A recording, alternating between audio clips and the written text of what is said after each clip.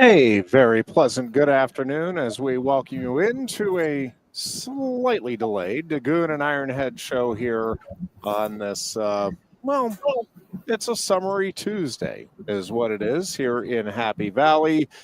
Goon, how are we doing today? I'm doing good, brother. How are you?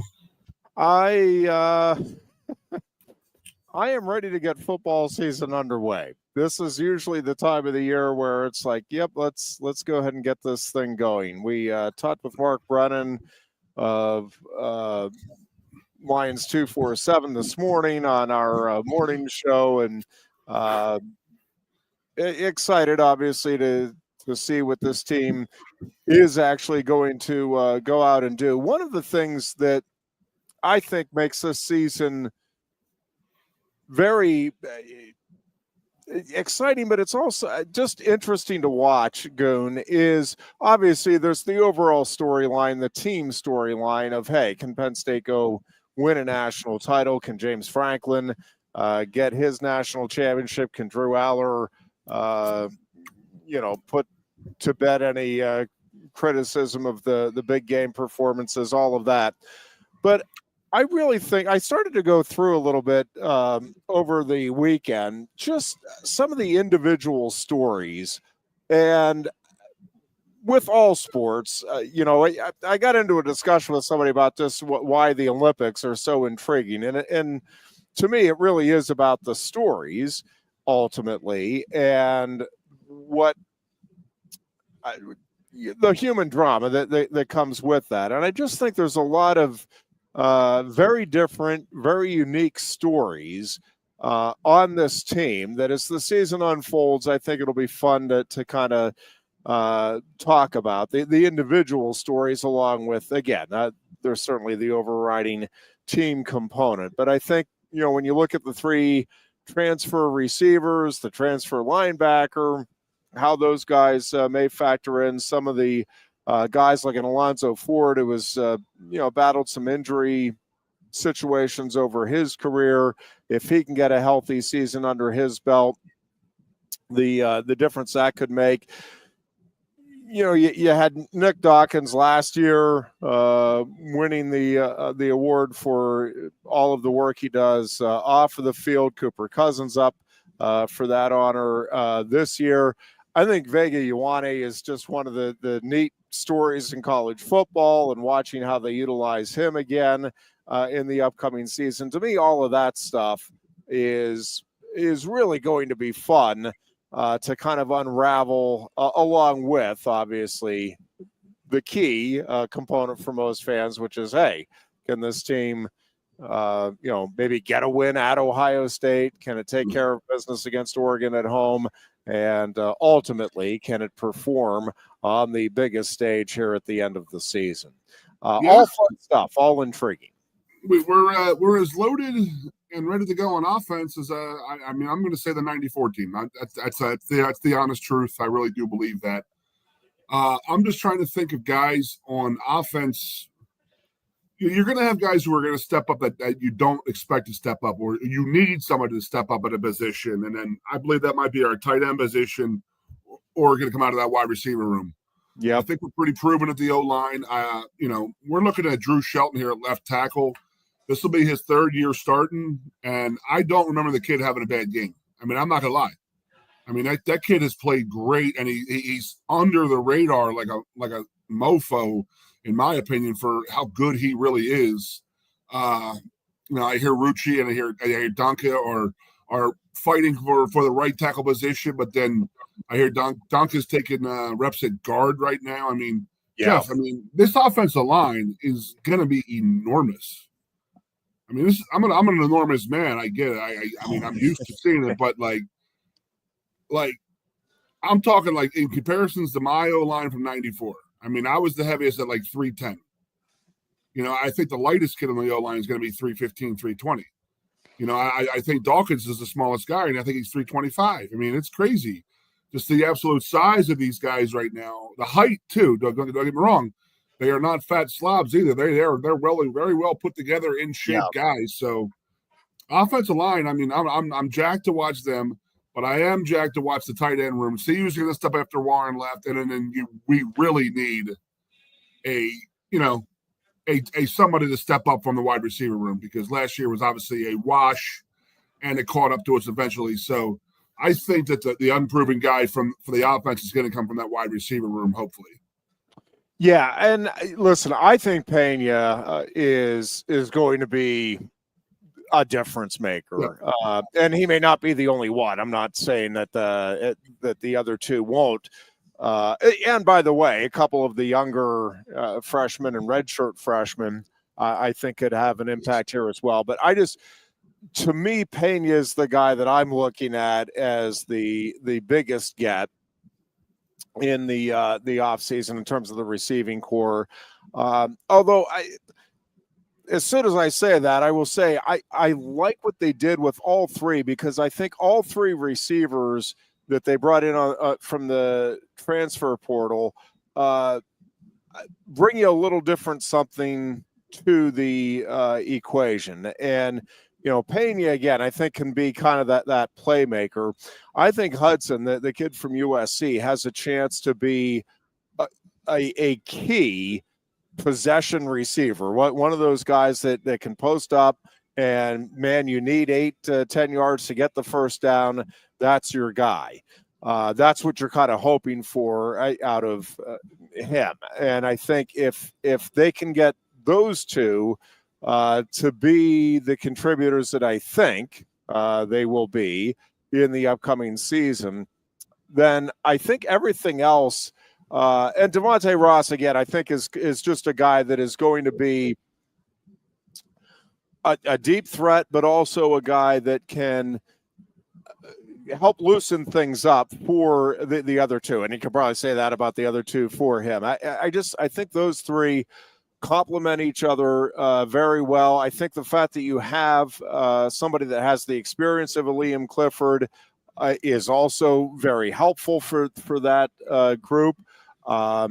We keep hearing very good things about Tyseer Denmark and his progress and the type of impact he can make. So while it is still a question mark in my mind as to how good that receiving core actually is and whether or not they have the answers there, I think that by the time we get to that Oregon game, we're going to feel good about what we have. And obviously the hope is coming out of that Oregon game, you feel really good about that receiver room.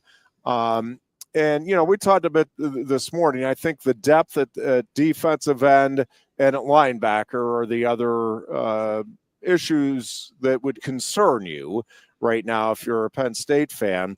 But I don't think they're devoid of talent in either of those groups. I think it's just, hey, can these guys play themselves into being really solid players if one of those top tier guys, which obviously hopefully doesn't happen, but if one of those top tier guys does go down, do you have somebody that you at least feel comfortable with?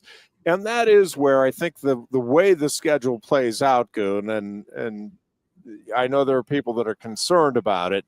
I just think the opportunity there to get experience and to get a feel as a coaching staff. Again, I think they have some feel right now. All right, we think this guy is going to be ready to step up, but different when you actually see it on the field, even if it's against lesser competition. I think, again, these coaches have a pretty good feel. All right, yep, this guy's ready to go. Or, yeah, you know what, we really have some work to do to get that depth that we need at those couple of spots. Yeah, I'm just going to go into thinking of this as Nevada right now. What are you doing as a defensive coordinator? You're going to sit there and say, okay, what is Penn State going to do? They're going to come out here with this big, powerful run game, and they're going to try and run the ball down our throat. Yeah, that's just human nature. That's just football in itself, in a nutshell. So they need to come in, and we need to throw the ball to keep them. You've heard me say 1,000 times about, our 94 offense. You want to get picked apart by Kerry Collins. You want to get run over by our offensive line and Keyshawn Carter. That's where we are right now as an offense, and that's the greatest place to be as an offense, leaving those guys picking how they want to get beat. Do they want to slow, process beat down, or you want to get just a quick coup de grace. And we had the ability to do both, and these guys do too. Our run game, I mean, it's powerful. It's it's fast, powerful. Even our running backs in the passing games is impressive. So, I think that Nevada goes out in an 8-man box right there, and I think that our receivers are going to have to step up quick, early, often in the first couple games, because I think that these three, they're not. We're not talking about world beaters here. We're talking about three teams who are going to come in here and they are going to do whatever they can to not make it embarrassing. And if that means putting 8 men in the box and then saying, okay,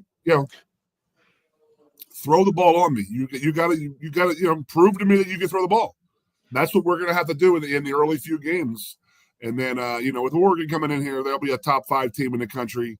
They're not going to come in there with too much, they'll come in and want to play football. They're not going to sit there and say, we're going to play an 8-man front. They're going to want to play a 7-man front, think that their defensive backs are ready for us. So the first 3 games are so important for us to, one, get a really, really good feasible passing game that we did not have last year.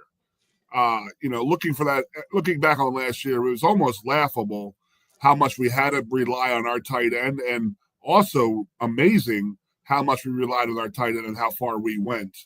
Codal, Nicky, and Warren were absolutely amazing last year. So we need some receivers to step up this year and do what Tyler Warren was doing for us last year. Yeah, I want to pick up on Oregon in just a moment. Alan does check in. Penn State has everyone returning on special teams too, right? And yes, that is correct. Not only do they have everybody returning, but I think you feel really good about the folks that are returning. You're being waved to, Goon. Rachel's here. Oh, who's that? You delivering? Yeah, ask who she delivered down here. We'll work on that. Goon, the special teams probably is getting a little overlooked. I think it's part of why the national media has Penn State rated as highly as they do, is because there is recognition there as to how important a kicking game can be in tight games, and the fact that you have everybody back, and in terms of not, by the way, kicker, punter, and long snapper. And the long snapper component probably easily overlooked. But I think Tyler Jasansky has a chance, Goon, to be. I know he's up for the award, the preseason watch list. I really do think he has a chance to be the best long snapper in the country in college football this season.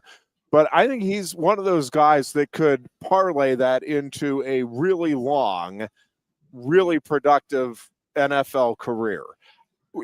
Guys that are as consistent as he is and know what they're doing and have that down to an art, the way he does. I'm just telling you, it is a very unique niche, but it is a very important niche, and it can result in, again, a life-changing playing career. And I think that's going to be the case with Dusansky. But I think Riley Thompson is obviously a terrific punter and very experienced and good at booming the ball when he needs to, but really good, Goon, at placing the ball when he needs to, which has been important. And, Ryan Barker just stepped up in a huge way last year. And I think even the return game, which, if you were pointing to a question or a concern on special teams, I think that would be it. But I think with the, getting Devontae Ross in, that's the receiver from Troy, getting Pena in from Syracuse, along with some of the younger guys. I think that is a spot, and we're hearing that maybe even some of the guys in the secondary could be Zion Tracy could be a guy that could be a key returner there. And then one of the things that I am curious to see, Goon, is do they use Nicholas Singleton like all the time the way they have on the kickoff returns, and they've had success with it. I'm not arguing against it, but I'm just wondering if they start to look at, hey, let's get a Quinn Martin maybe a little more involved and allow some of these younger guys that are going to be, Cam Wallace. Do we see maybe more of them starting to take over that kickoff return duty in the upcoming season? It's a good point. You don't want Singleton taking unnecessary hits, and that happens on special teams no matter. We know that for sure. But it also is he's splitting carries in the backfield, so that's just another way for him to get the ball during the game. So I can see where they might want to pull it out a little bit from him and hand it out to somebody else, but I can also see where they want to get it to him because he is such a threat and he is such a good he's going to be into the game type of thing. I don't know, Jeff. I mean, I'm just sitting there in my head thinking like the last 3 years, now you and I have been very, we say bullish on this team, but I mean, when we kept our emotions very low last year, we didn't want to buy in too much because we got bit the year before, but it's hard not to buy into this team right now. It really is hard not to be super, super excited for this season, football season, all sports season. Everything going down right now in State College, in my opinion. I don't recall a time like this in my 20 years back to school here, back to university, living here in State College. I really don't. I don't remember a team that was this balanced that's coming off of the success of last year and expected so much of. And, it's going to be a bad one. If this team does not perform, I think that there'll be a lot of people going to be frustrated with this team. I mean, you and I would be very upset with it because of what we expect of this team. If this team doesn't come through, maybe that's our next segment of it. What is a successful season? Is it national title? Is it final game? Is it Final Four? Is it, winning a Big Ten? I don't know. What is the success for this team? What is a great season for this team right now? Well, let's. So my take on that is certainly you want to win the national title, and this feels like a team that is certainly capable of doing that. So I think if you don't win it, there's going to be disappointment. Now, does that mean that it's not a successful season if you don't win the national title? To me, Goon, it's getting to the Final Four. If you get to the Final Four, to me, you cannot say then it's an unsuccessful season. You could say disappointing. You could say, man, maybe that was the opportunity and you let it slip by. That I think is all fair. I think anytime you are getting to the Final Four in any sport, it's, to me, very hard to then qualify that as an unsuccessful season. Now, if you can always put in qualifiers if you get to the Final Four, and let's just play it out that Penn State goes in as like a 9-point favorite over Georgia and then gets their doors blown out. I'd still have a tough time saying the season was unsuccessful, but you could certainly say, man, they just were not ready for prime time. I think if Penn State loses in the playoffs, and I think they're a virtual lock for the playoffs as we sit here right now, but if they lose in the playoffs, I find it very hard to believe that they will get blown out. I don't think that's the way this team is wired. I think there's way too much experience, too much speed. I think you have too good of coaches from the top on down. I think you have elite coordinators. I think the staff is as good as there is in college football. And we've talked about it, Goon. I really like that you have a head coach that has a little bit of a chip on his shoulder. You have a quarterback that has a little bit of a chip on his shoulder. I think both, maybe don't get the credit they deserve. overall for the consistency with which they have gone about their business.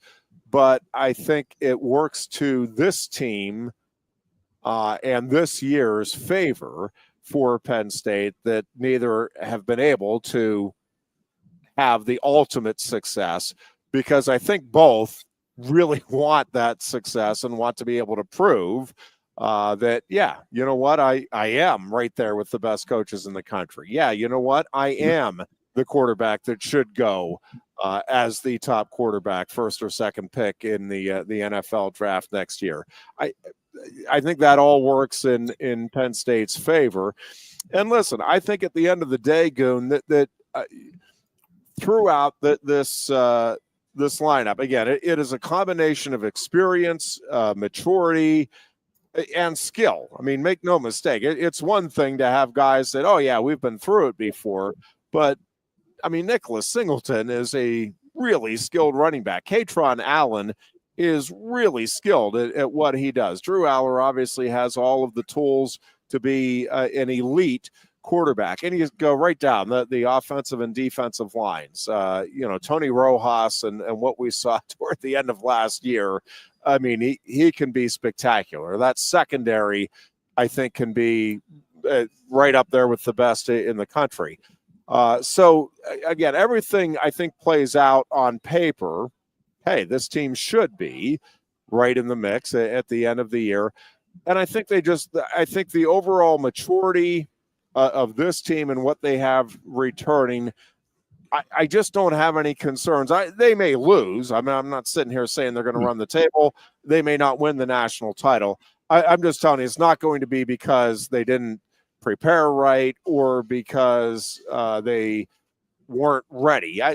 There's some other very good teams out there. Texas, 6 or 7 teams that are maybe even a couple more than that are certainly capable of going out and winning the national title. It's just Penn State is one of them. And I think because of the experiences of a lot of this team over the last couple of years, they are maybe in a little better position than some of the other top teams. Well, I mean, I'm going to put it to you this way. What has Steve Sarkisian done? And I know I've mentioned this to you before. Steve Sarkisian and James Franklin are parallel coaches. They are the exact same person. They've won some big bowl games and this and that, but they haven't won that national title game. They haven't gone to the title game and won it. So I think there's a lot of pressure on Sarkisian, but I just don't appreciate the fact that James has it's big game James. He doesn't come on through in big games. What has Sarkisian done? He's won a couple regular season games and this and that, but I mean, for him to skate by and Texas to skate by, I don't appreciate that because I feel as if they're very similar, and there's a lot of pressure on Franklin more so than there's on Sarkisian. I mean, Franklin's got to win now, or how's Sarkisian different? And then my next question, Jeff, does 10-2 get you in the playoff if you're Penn State? Yeah, I think it does. But how the national media is going to drill the out of conference. Yeah, I think people will, and I think it'll be a legitimate. Again, you got to see if everything plays out kind of similar to what we expect it will in the Big Ten. Then, I think it's going to be a legitimate argument against Penn State being in. I just think at the end of the day, 10-2 in this conference with the star power that Penn State will have, and again, some of it is not known right now in that scenario, but I think the statistics are going to be pretty overwhelming in Penn State's favor. And listen, it's never in a vacuum, and it's hard to definitively say one way or the other without knowing, all right, well, who are the other teams that are in consideration? What are their losses? What are their wins? Part of it is I don't think there's going to be a lot of teams with that will be 10-2 or better that will have a better overall resume than Penn State. Now, all of that being said, Goon, I'm telling you, I think Penn State is either 11-1 or 12-0 at the end of the regular season. I don't think this team this year loses 2 games. I'm not saying it's not possible, but I don't think it's happening. The Oregon game in particular, and everybody should be nervous when I get overconfident about. Oh, Jesus, no! But here's the thing, Goon. This is a couple of things, actually. First of all, everybody is presuming that Oregon is going to come in undefeated and ready to roll. While I am expecting that will be the case, that they will be undefeated, I'm going to tell you they have 3 potential pitfalls before they get to Happy Valley. Montana State is not one of them. They will roll in the season opener over Montana State. I'm telling you, each of the next 3 games, for very different reasons, while I think Oregon will handle business in all 3, I don't think it's quite the given that some are making it out to be. Oklahoma State is a usually dangerous team, and early in the season, I think it's one of those when you have a new quarterback, you have a team that wants to make a name for itself on the big stage, that has a veteran coach. Again, if you're asking me, okay, Ironhead, at the end of the day, come on. Yep, I think Oregon is 4-0. But I'm just telling you, I don't think the Oklahoma State is a gimme. They go to Northwestern. That'll be their first road game. Do I think Oregon wins it? Yep. But do I think that's an automatic gimme? I don't. It's a conference game. Again, you're heading on the road for the first time. It'll be, I think that is am I remembering right? I think that's the noon kickoff, which will be a very early, internal clock for Oregon. So yeah, noon kickoff Eastern time. So it'll be 1 o'clock there. So I think Oregon will handle business. I don't think it's a gimme. And then they have the rivalry game with Oregon State. While Penn State has that week. Oh, hello. This is the Goon here. Kicking Ironhead to the curb here is what I'm doing, baby. I guess the lube lost some power there. I don't know if we're still on or not. Oh, well. Speaking of that, I understand what Ironhead's saying about the scheduling but I'm going to go back to him when he comes back and say, I didn't know that the West Coast teams were playing the East Coast games at 9 a.m. I thought they were trying to get rid of them.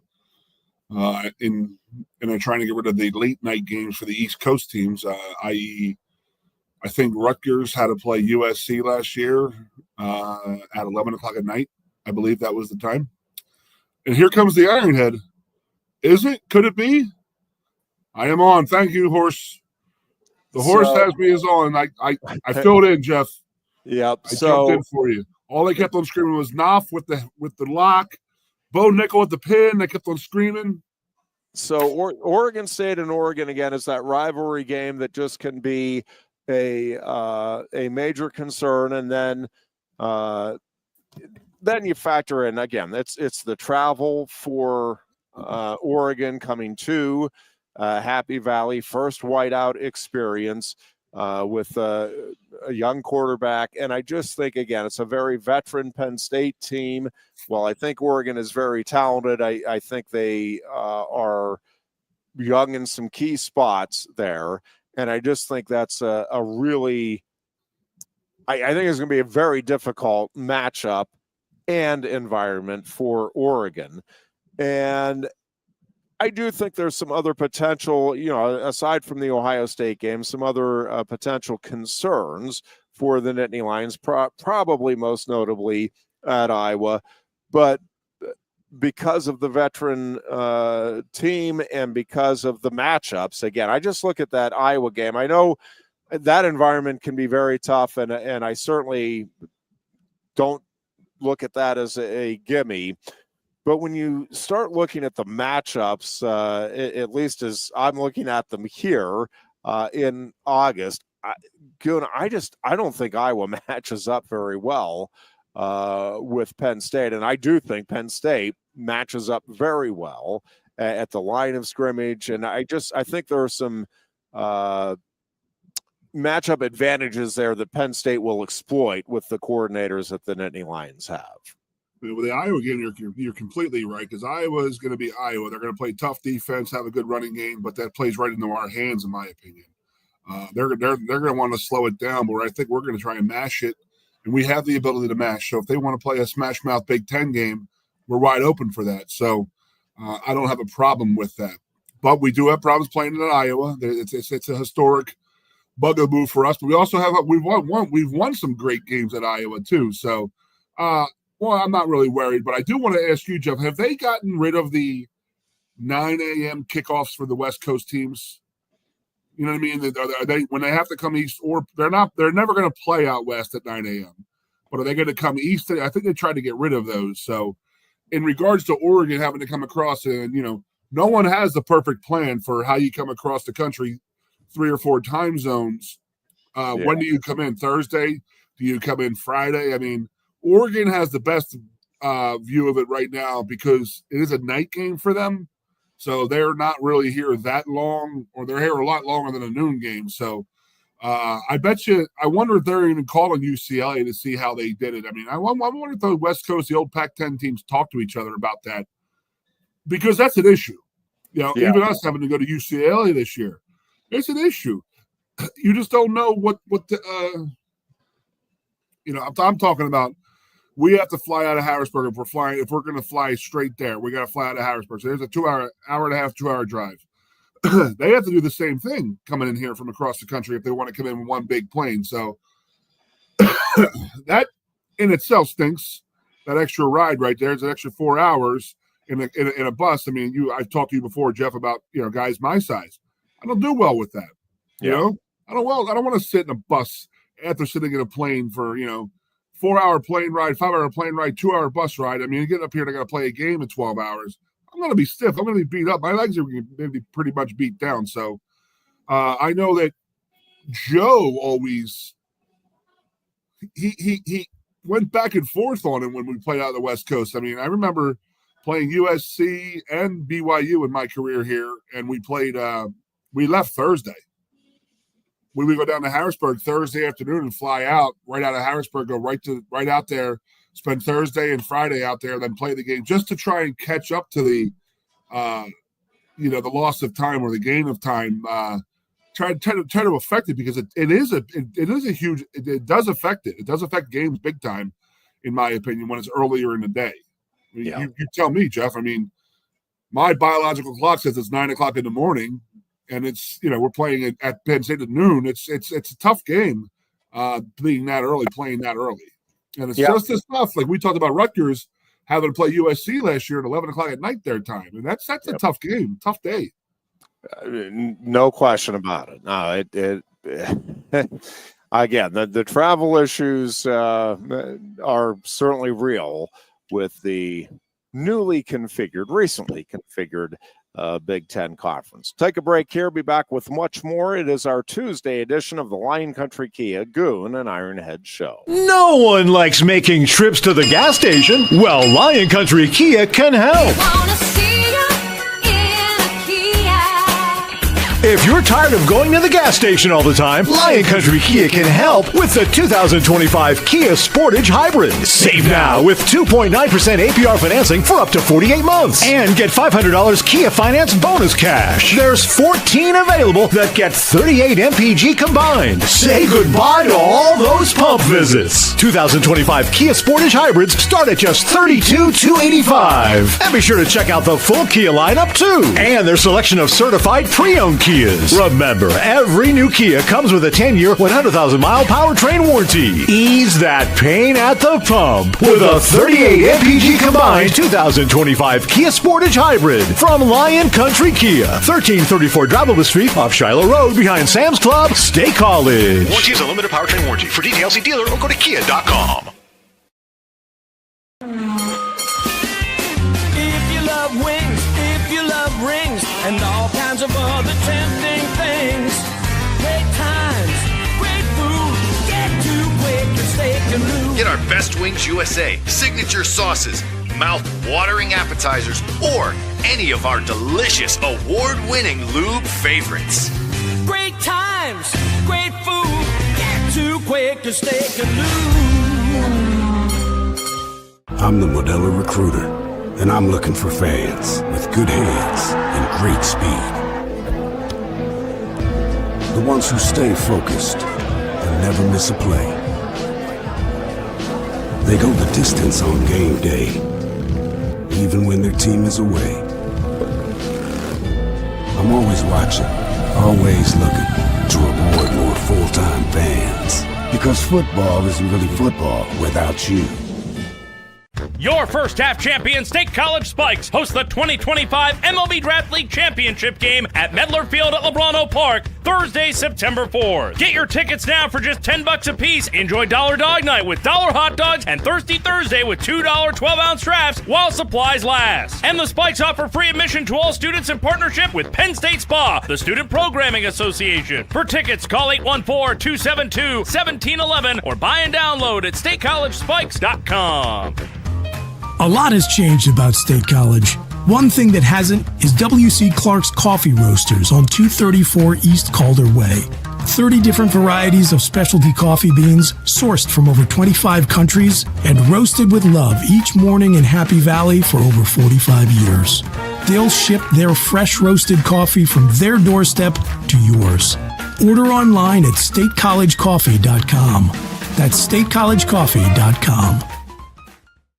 Hi, welcome to Timberland Federal Credit Union, a financial cooperative for its members, tracing all the way back to 1973.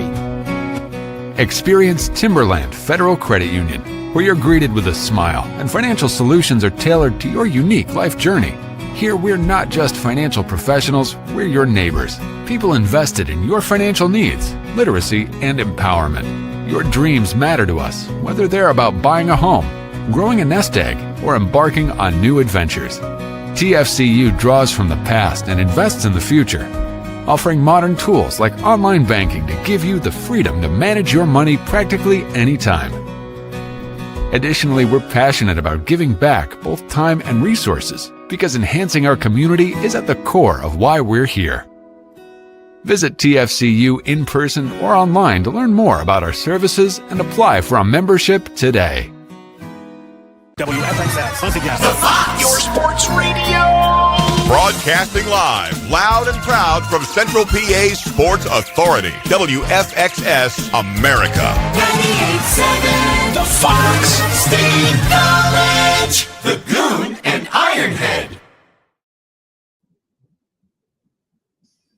And we are back here on a Tuesday as we get ready for football and the upcoming season.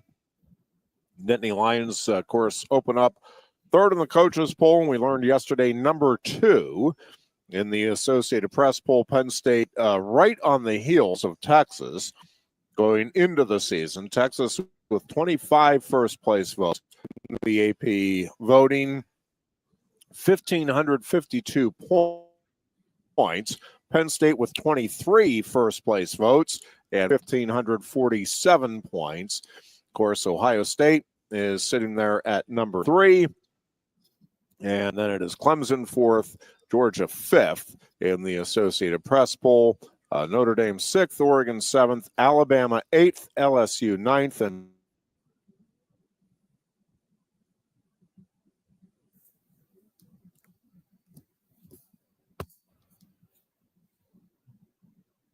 Breaking up there, Bubba. Is it just me again?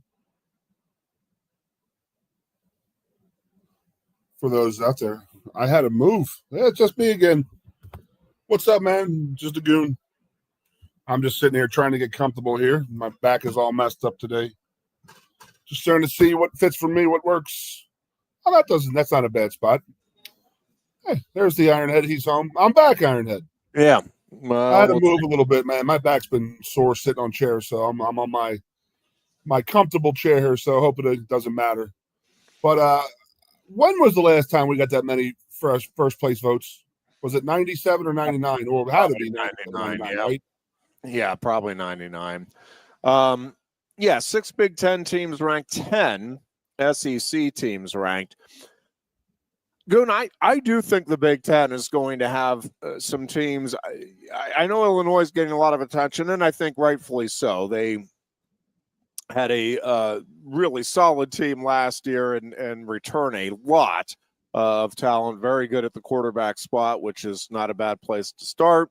I think Brett Bielema, obviously a terrific coach, and so I think Illinois is probably where it belongs. But Indiana will be an interesting team to watch, whether or not the Hoosiers are able to sustain.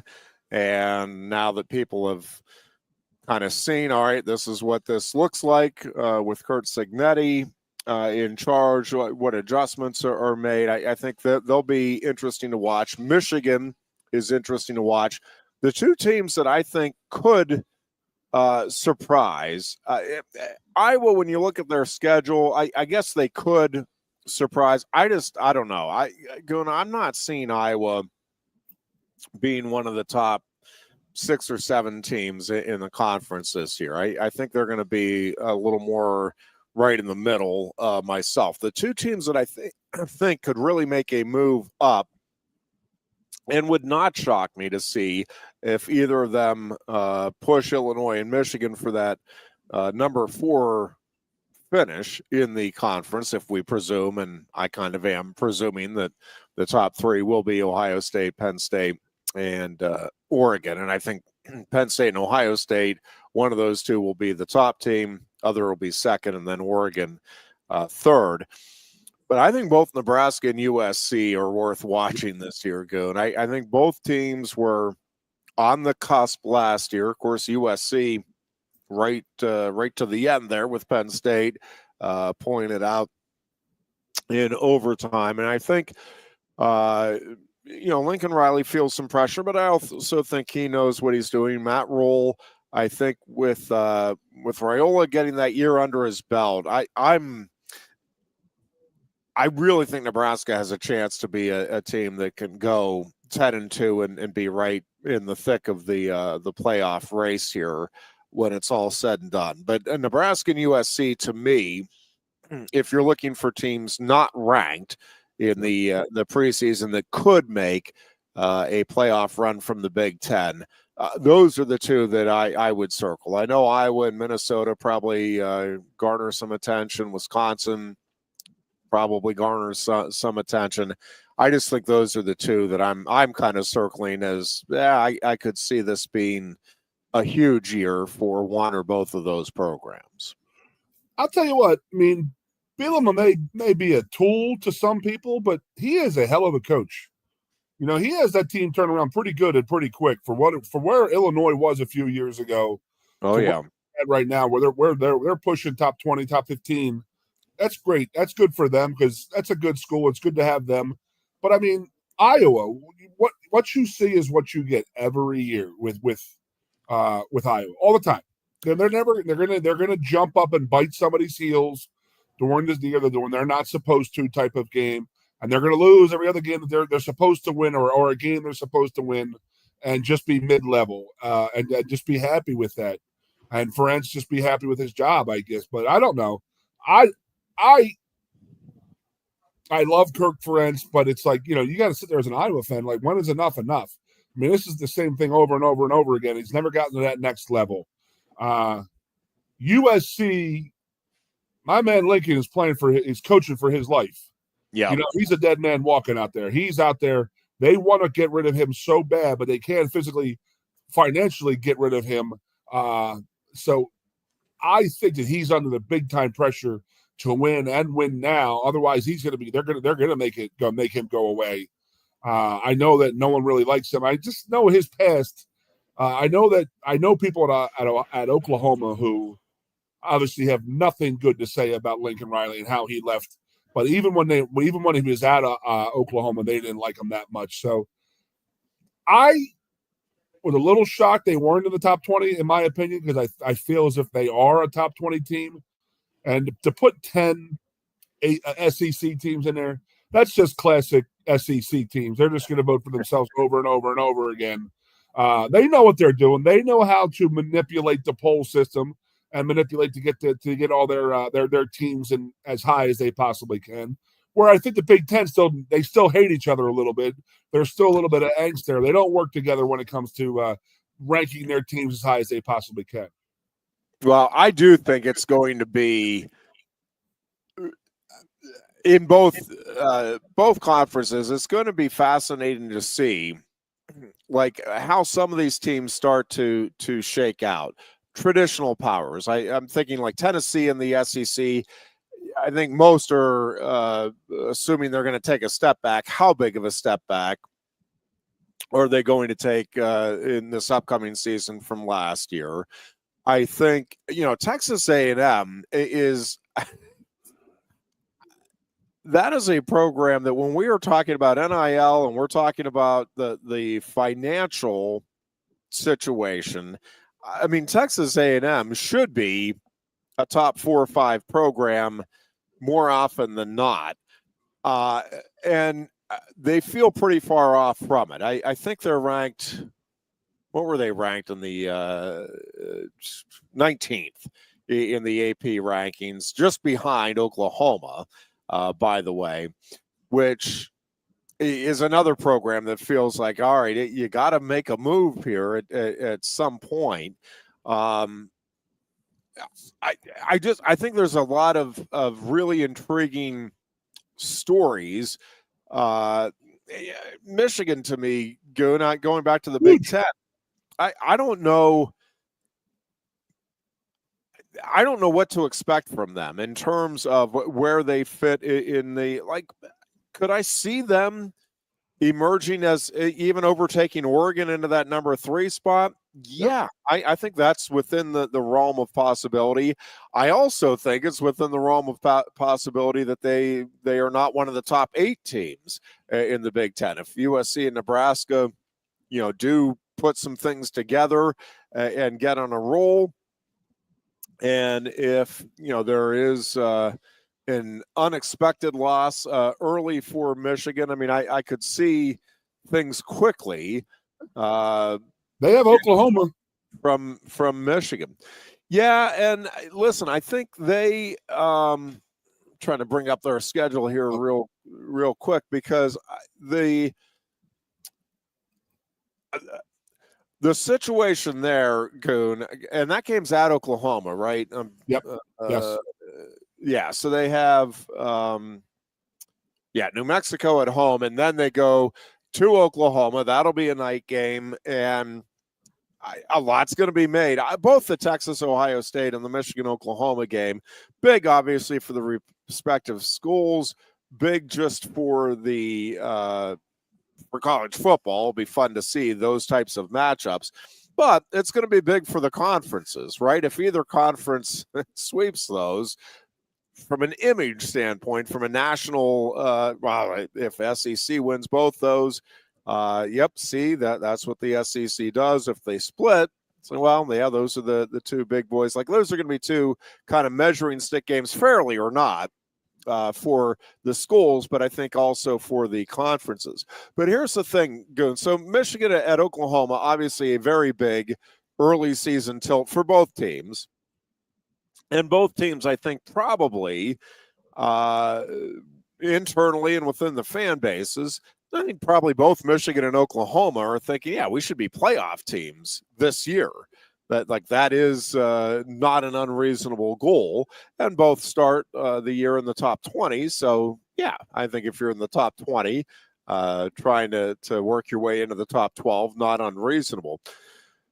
There's a lot of, I think, just games that as we sit here right now with Michigan, that could go either way. They are at Nebraska on Penn State's off week, September 20th. Again, that'll be a big game for both programs, both teams this year, in terms of kind of setting. It's a huge game for both of them. Yeah, right. Huge.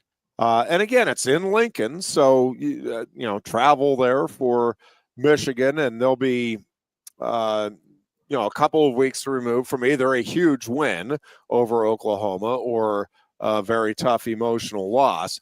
After that Nebraska game, they're home with Wisconsin. Then they go to USC, and then home with Washington, at Michigan State, which rivalry game, home with Purdue, at Northwestern, at Maryland. I think should get on a roll there with those 3 games. And then, of course, the game with Ohio State, which will be in Ann Arbor this year. And who knows what could happen in that one. So, I mean, just off the top there, Goon, like they could go, I don't think it's inconceivable. They could go like 11-1. And I don't think it's inconceivable they go 8-4 if things start to unfold not to their liking. Now, again, the Nebraska and the USC games are, to me, kind of those pivotal games that as we sit here right now, to me, feels like they could go either way. I think Oklahoma on the road, a night game, certainly winnable, but I think that's a tough out. Ohio State again, who knows? And then the rivalry game with Michigan State. Michigan State's going to be another team just worth keeping an eye on this year. I don't know. I don't think they're going to be competing for a Big Ten title this year, but I think they're heading in the right direction.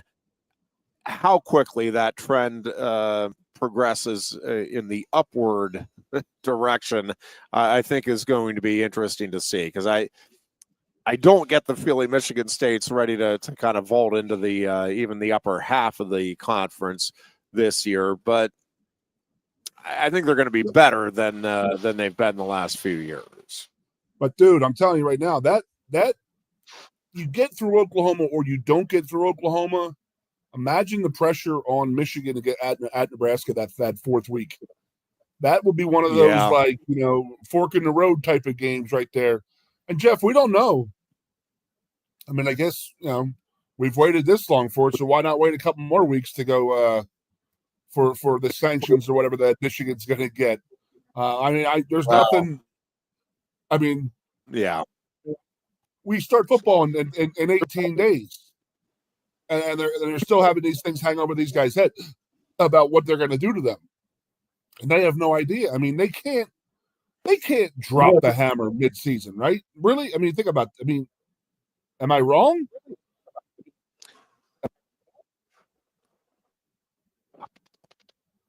I don't think so, but I don't.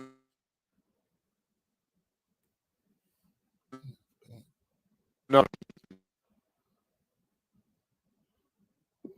Yeah, it's just a Goon again. Here we go, ladies and gentlemen, boys and girls of all. Yes, the Michigan-Nebraska game is our bye week, week 4 of the season. So when we're on a bye, we're watching Michigan at Nebraska, and this is 2 weeks after Michigan plays at Oklahoma. So I could just imagine the need for Michigan if they lose to Oklahoma. There's going to be a need, and there's going to be a have to win type of game versus Nebraska. And this is a Nebraska team who's trying to get back into their winning graces. So what better way to do that than have a big win over Nebraska in week 4 of the regular season, which is, we really got to sit back and say, is that a huge game?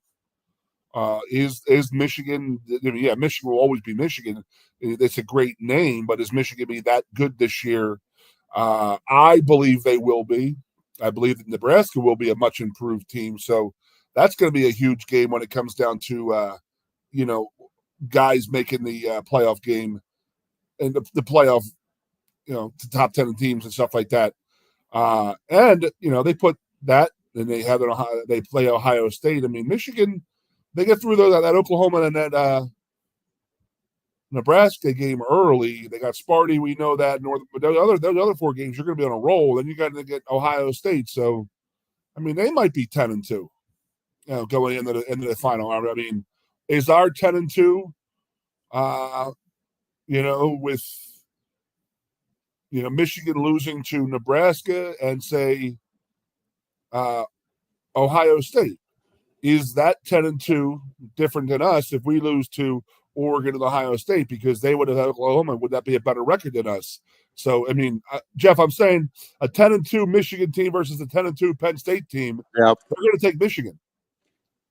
Because they'll have that win over the Oklahoma team. I think. I'm saying if they beat Nebraska and Ohio, if they lose to Nebraska and Ohio State and win out, they're 10-2. We lose to Ohio State, lose to Oregon.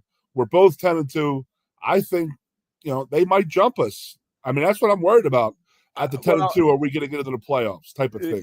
It'll depend a little bit on, how does Nebraska play? How does Indiana play? What is Iowa's record? How good Oklahoma is. Well, yeah, and that's another thing is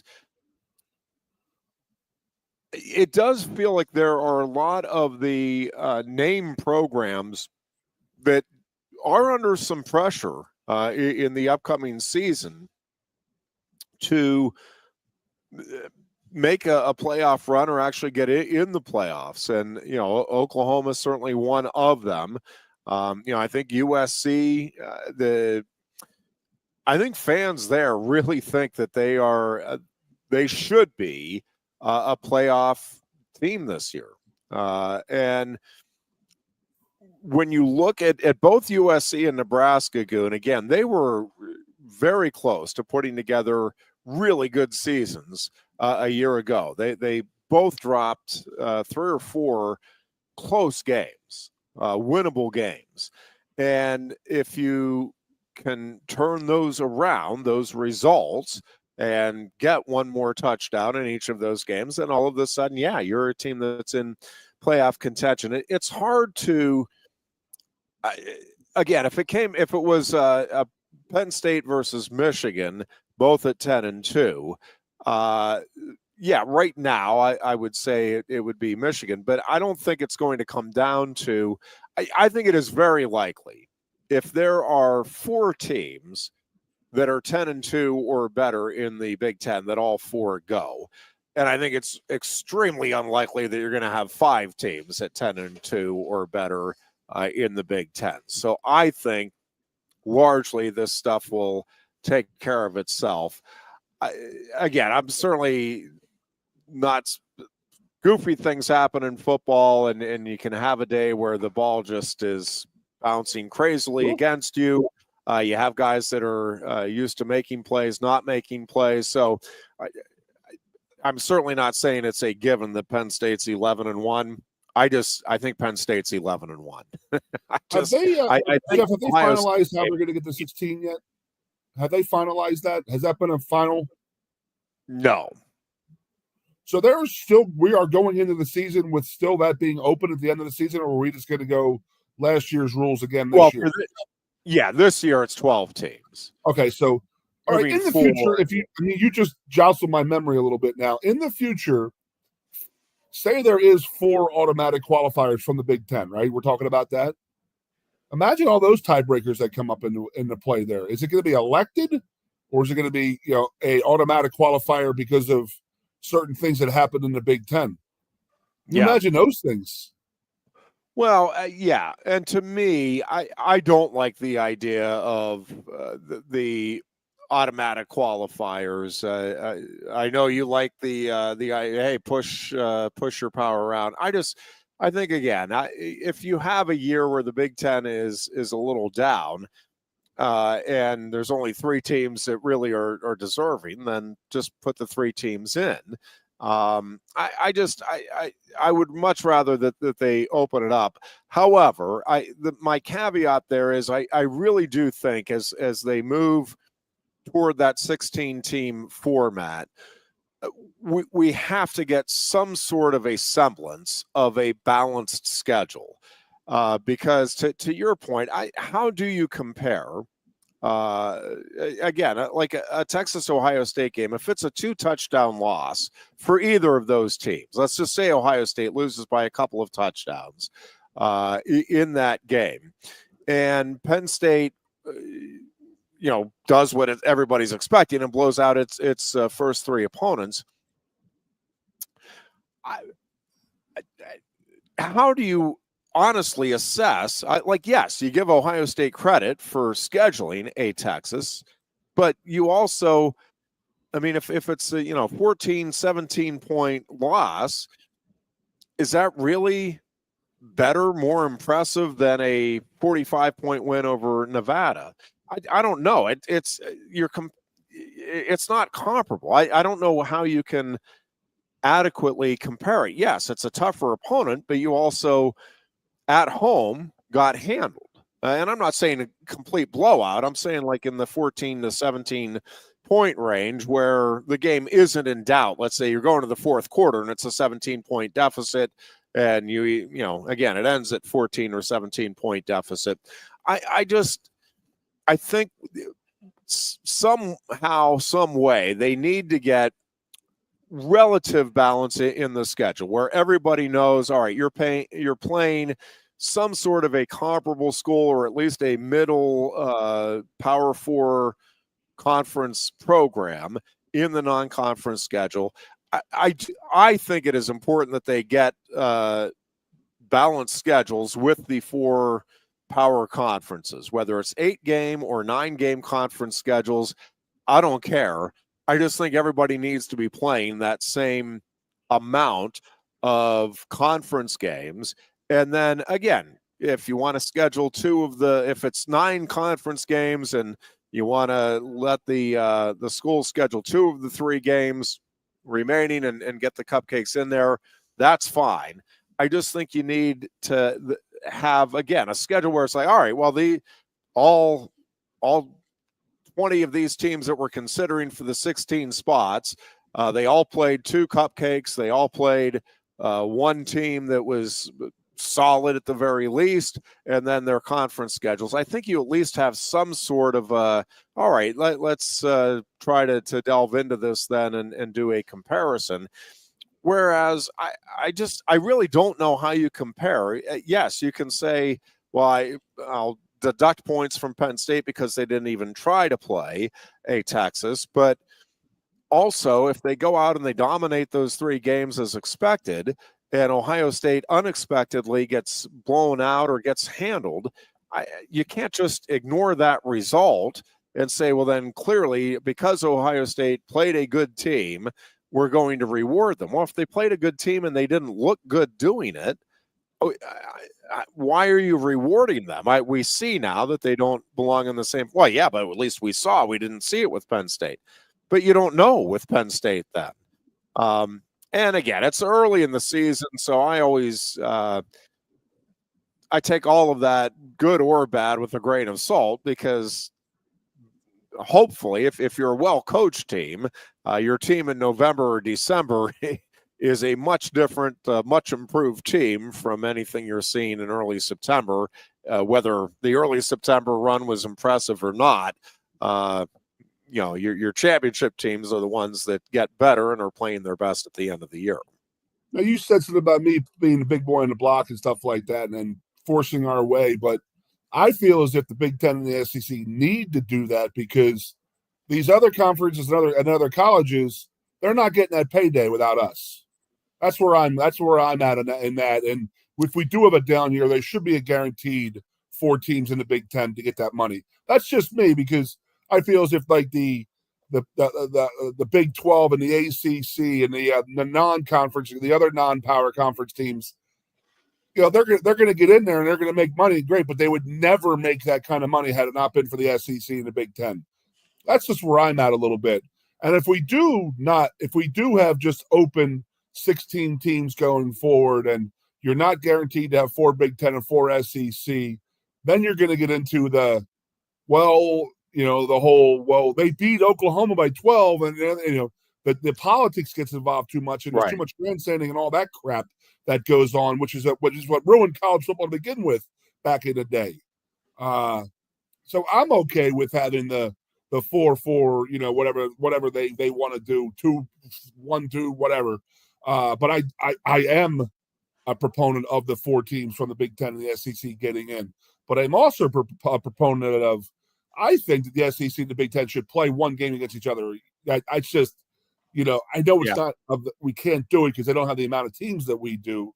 But yeah, go.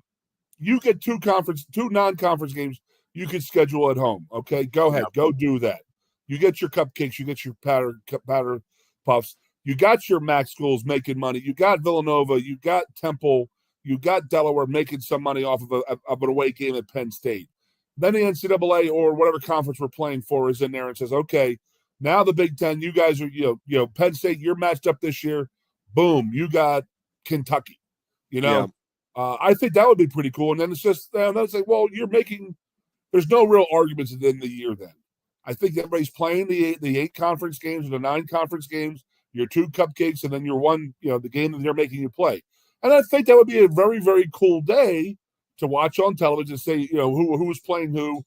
Wow, oh my God, I can't believe Texas has got to go to USC. It's going to be a great game, all of that. Yeah. That's where I'm with all that stuff. But I don't want to get into the whole, he said, she said, they beat this team and we beat that team, because it's which probably going to end up happening. But if you have the automatic qualifiers for those top 8 teams to have 14 teams, I'm okay with that. Take a break here, and we are back with much more. It is the Lion Country Kia Goon and Ironhead show. I am at Quaker Steak and Lube, where the all-you-can-eat wing buffet is going to be getting underway in 53 minutes from now.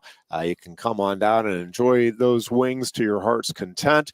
Of course, this is the place to watch all of the football action throughout the fall, and you can do so while enjoying great food, great beverages, and great service. Again, we're coming right back with more on a Tuesday afternoon.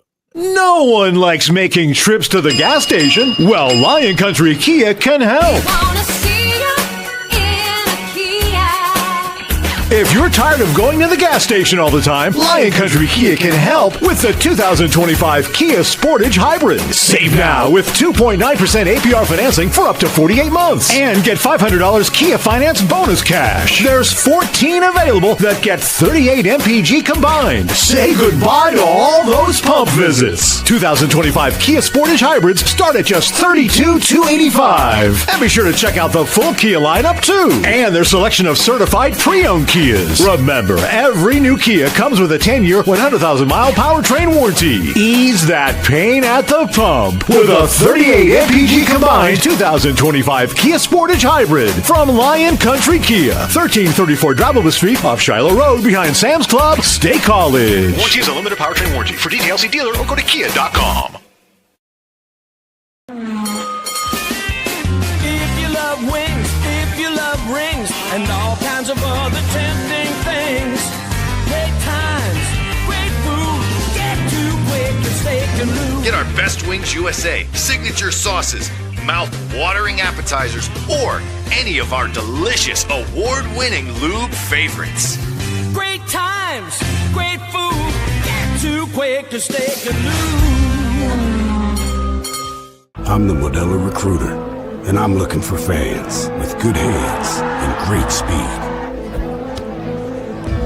The ones who stay focused and never miss a play. They go the distance on game day, even when their team is away.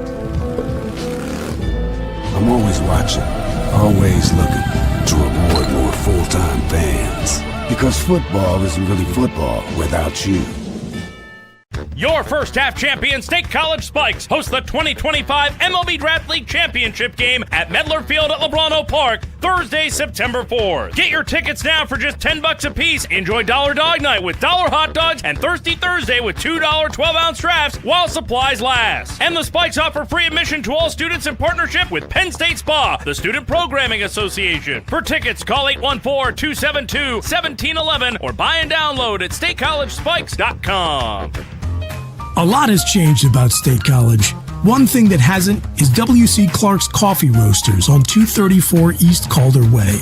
30 different varieties of specialty coffee beans sourced from over 25 countries and roasted with love each morning in Happy Valley for over 45 years.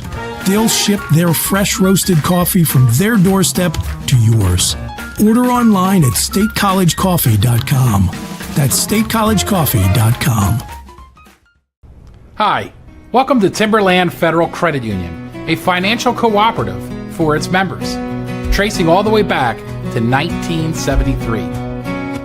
Experience Timberland Federal Credit Union, where you're greeted with a smile and financial solutions are tailored to your unique life journey.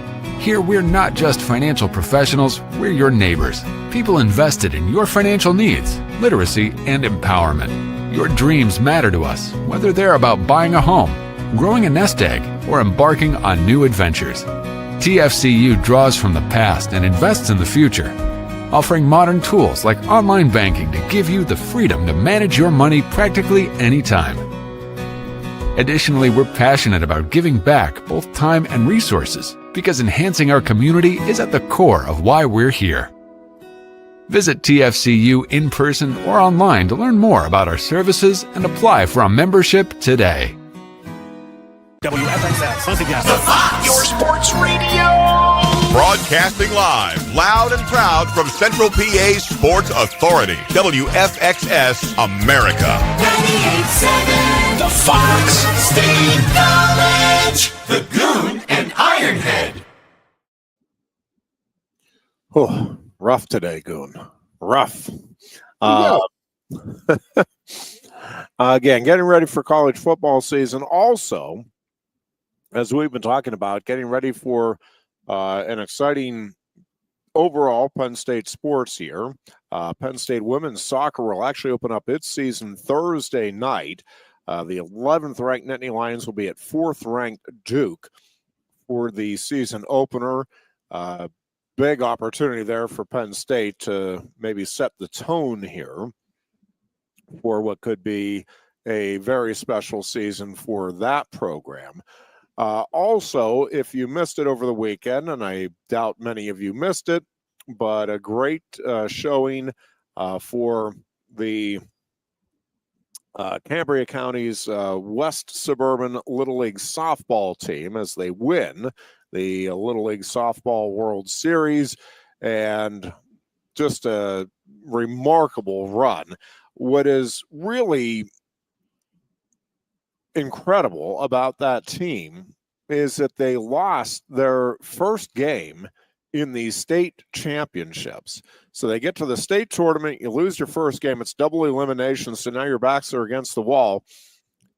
They reeled off 16 straight wins after that opening loss in the state tournament, and then never did lose at the Little League World Series. So congratulations, just a truly remarkable run for the West Suburban Little League softball team, and really, really special stuff. Reagan Bills stealing the show. She drove in the only run in the championship game, and also threw yet another shutout, which is all she did throughout the World Series.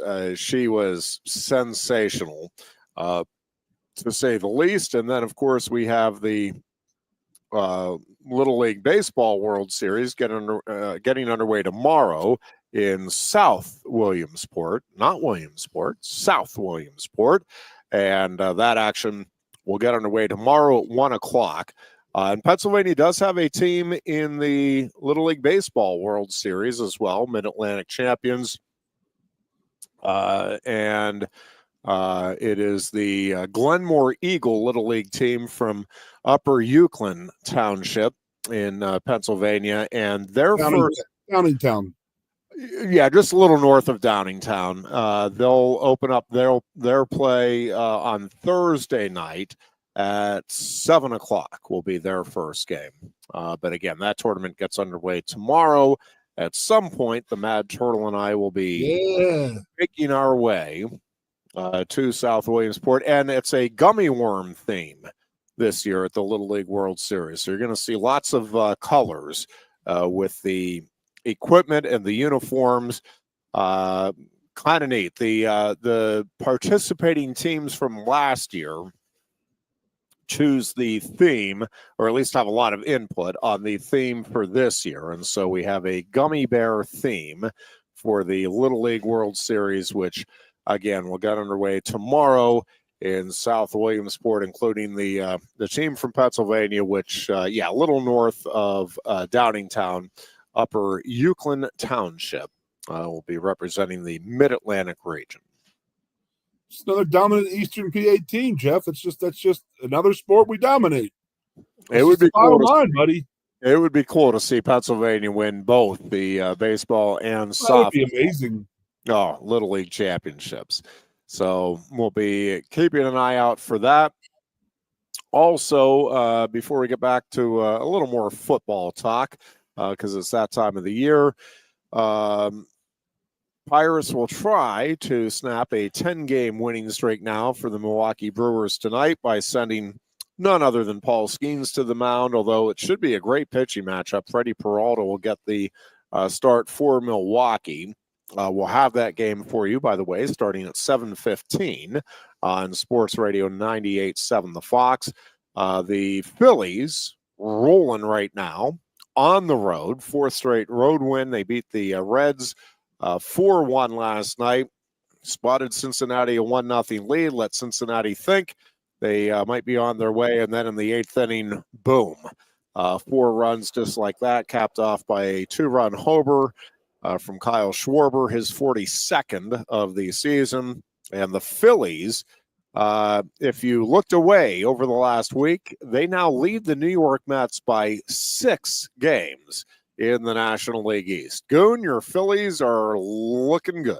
Absolutely red hot right now, playing well, every aspect of the team. They're hitting well, they're fielding well, made a couple great trades at the end of the year, got some guys in, and they're already, the closer's unbelievable. He set the five closes. I think I've seen him throw 12 pitches total.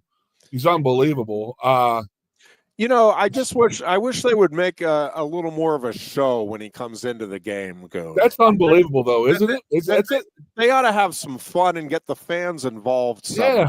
I wish they would. Did you see what they did? They actually, if you buy your tickets through the MLB.com app, they actually have the light show that you're supposed to use when you have that app downloaded to your phone. You hit light show when that goes on, and your phone will be in the ways of as the whole lighting system of the whole place. So amazing. But I got one for you, Headley. Yeah. I just saw yesterday, and I didn't realize it. And I think that I watch a lot of the Phillies. I mean, I probably watch 90% of their games. Obviously, being away with my father-in-law being ill and all that stuff, I didn't catch up a lot of games. But I did not know this, and I didn't realize it. And then when I read it, I said, holy crap, you're right. They played 21 straight games versus the AL. It's the longest, in history. Right? Yeah. When they went before the All-Star break, right before playing the Cincinnati Reds, they played 21 straight AL teams. Wow. It was the longest in the history of MLB, the cross-division stuff. Huh. And I didn't know it. I didn't realize it, but then I was reading it, and I was like, well, yeah, because they haven't. I mean, that's right. They played the Rangers. I mean, the Rangers, the Yankees, the Red Sox, the Orioles, the Blue Jays, the Twins, the White Sox. It's crazy, but it's true. 21 straight days, 21 straight games versus the AL. I thought that was pretty cool, and they're playing great right now. Did I tell you? Did I give you the story of the kid, Harrison Bader? Did I say you who I found out? Somebody told me what he looks like. No, Harrison Bader's the kid they picked up at center field. He's like got the long dread, the long mullet going. He's got big arms, big chest, and all that stuff. The long wavy hair, but he's a shorter guy. So my nephew said, "Dude, someone just said in Philadelphia he looks like the love child of the 1993 Phillies." Like he has this big mullet, he has this big barrel chest, he has this. He's dirty and like Dykstra out in center field. He has a mullet like those guys. He's got the attitude like them. So he's the love child of the '93 team. So, but I mean, I don't know. You can watch. You like Skeens and stuff like that, but I mean, Schwarber's home run last night was so high and out of the park that it went over the foul pole. And the umpires didn't know where exactly it had crossed, so they just said, yes, home run. It went over so high over top of the foul pole that they didn't know. They just called it a home run. That is unbelievable. That ball was absolutely just mashed. Just talk about a fun team to watch, Fantastic. Yep, they are rolling right now. There is. Now take the Brew Crew out tonight, Ironhead. Come on, Skeensy. Yeah, it'll be a great pitching matchup tonight, and we'll see if the Pirates can finally cool these Brewers off at least just a little bit. It would be nice. Best team in baseball, right? Best record in baseball right now they have. Yeah, I still have a tough time thinking that they are World Series contenders, but primarily because I just think they're too young. But sometimes those are the teams that it's like they don't know any better. It's like, hey, let's just let it fly, and they are certainly having fun right now in Milwaukee. So yeah, it'll be an intriguing game tonight, though. See if Skeens can cool down Peralta and the Brewers in the second of that 3-game series on the road tonight. Goon, turning back to Penn State football, and we talk about the expectations again. I don't think I think this team is fine with the expectations. I don't think they understand the importance of those first 3 games in terms of, hey, let's just go out, take care of business, see what we have with some of these younger guys. And I know nobody in the program is going to come out and say, oh yeah, no, we're keeping an eye toward Oregon and what we want to do. Part of why I am so confident about that Oregon game too, Goon, is I do think that everything they're doing between now and that Oregon game is in some small measure, at least, with an eye pointed toward that Oregon game.